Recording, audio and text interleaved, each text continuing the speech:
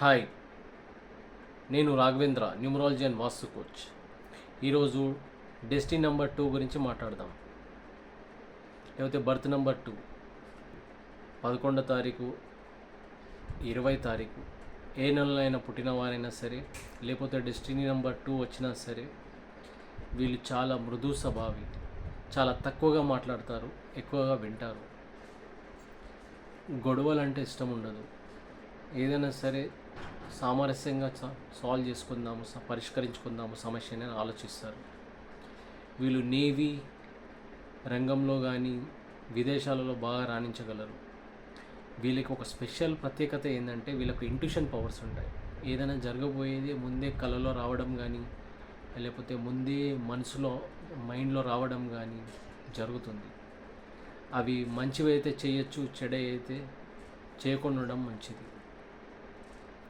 ఇంకా లోషు గ్రిడ్ చార్ట్లో ఒకవేళ 2 సార్లు 3 సార్లు వచ్చిందంటే వీళ్ళు చెప్పింది జరుగుతుంది. చాలా ఇంట్యూషన్ పవర్లు ఉంటారు.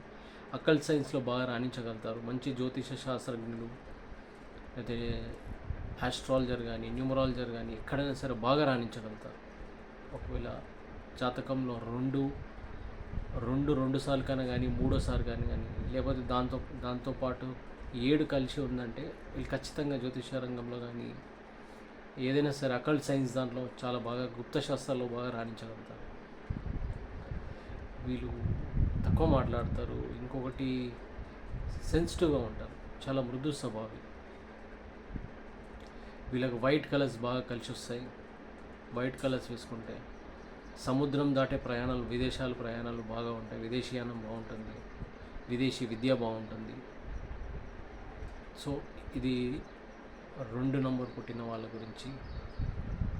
నెక్స్ట్ వీడియోలో మనము 3వ నంబర్ గురించి, డెస్టినీ నెంబర్ 3 గురించి తెలుసుకుందాం.